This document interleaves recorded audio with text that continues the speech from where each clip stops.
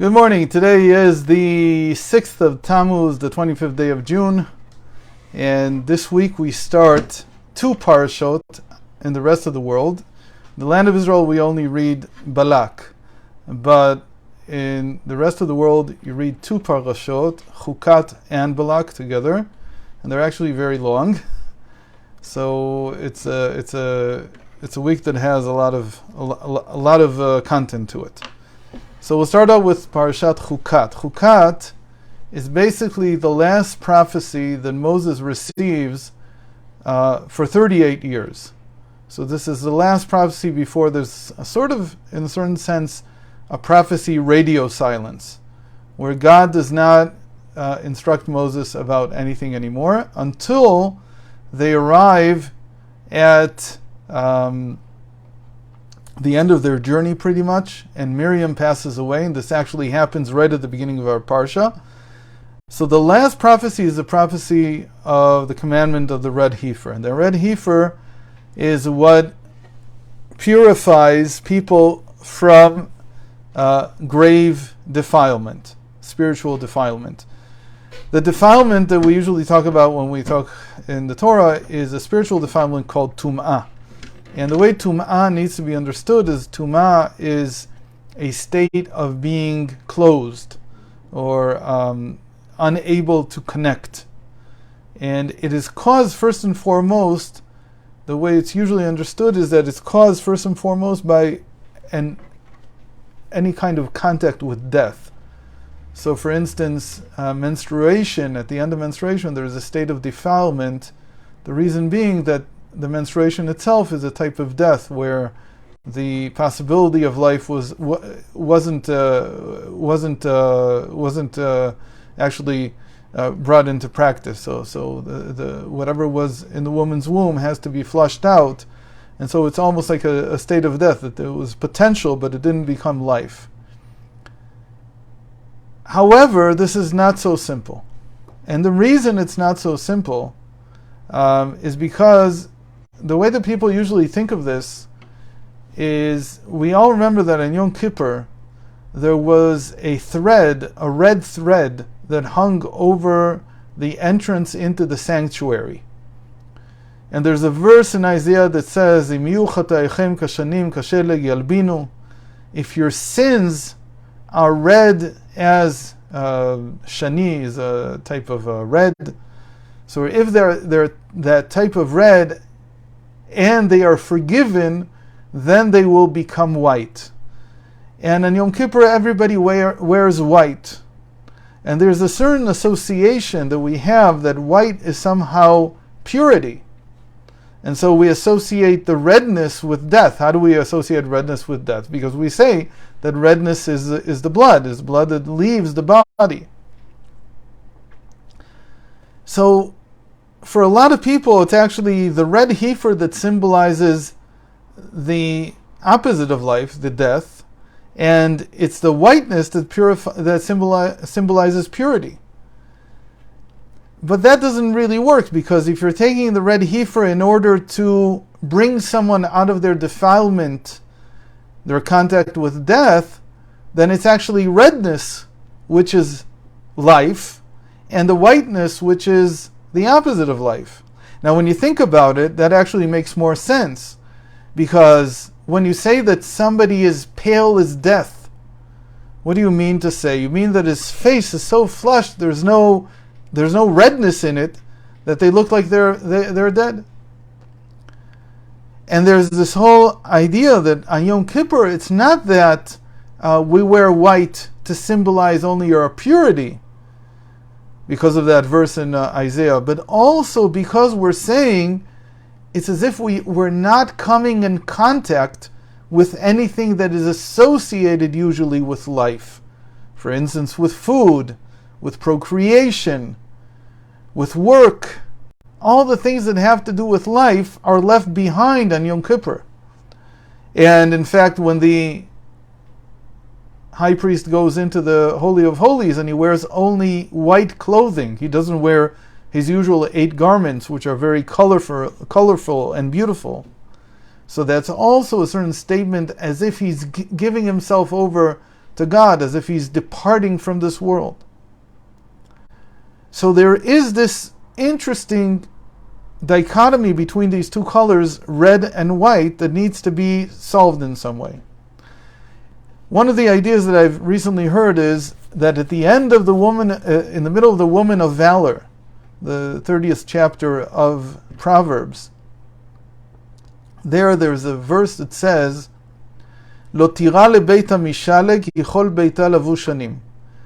The woman of valor is not afraid of the snow, of the cold outside, because she has dressed all the members of her household in shanim. Shanim are the same color that we mentioned before, that there was this thread that was as red as shani, meaning it's a wool that is dyed. It's a dyed wool that is considered not only to be very protective, but also very beautiful.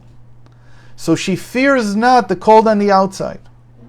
What is this saying? What is it trying to say? It's trying to say that the woman of valor here, is striking the balance between the red that is a symbol of life and the red which becomes, as it were, a symbol of sin, not of death, but of sin. Remember, we said that if your sins are as red as shani, they will whiten if you're forgiven and become white like wool.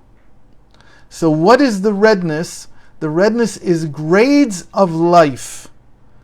You have to be careful not to be like Edom. Who was Edom? Esau. Esau's other name is Edom, which literally means red, the red one.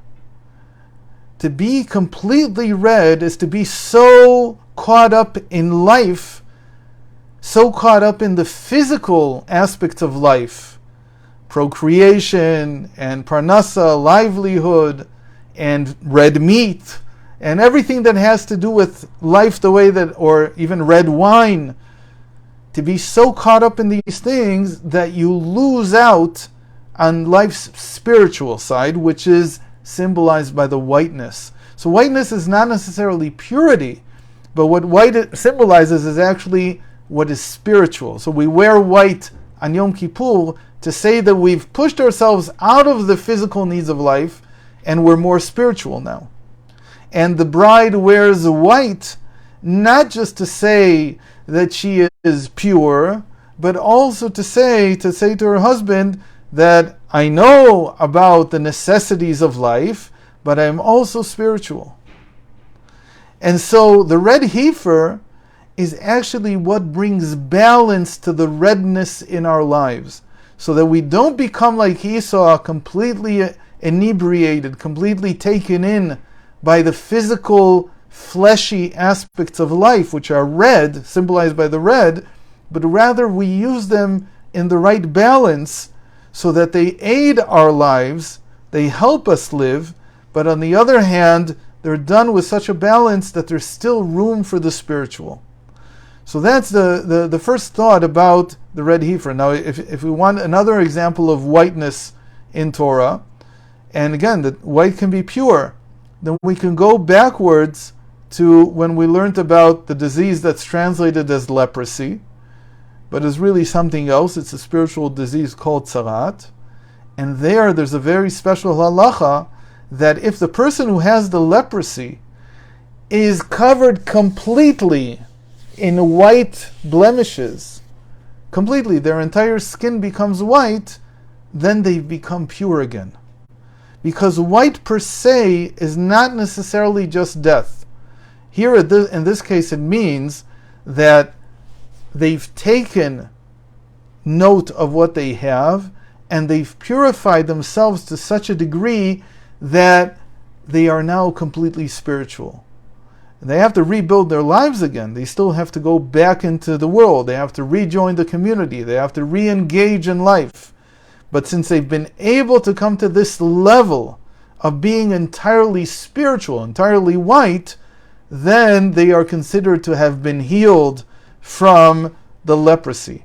And the leprosy itself is a state of defilement. But if it turns completely white, it means that they've lost or they've penetrated through that state of being somewhat defiled, and become completely spiritual. So we have red and white here working in a very complex way. So let's just summarize it. That redness symbolizes life, and white symbolizes spirituality, not necessarily purity.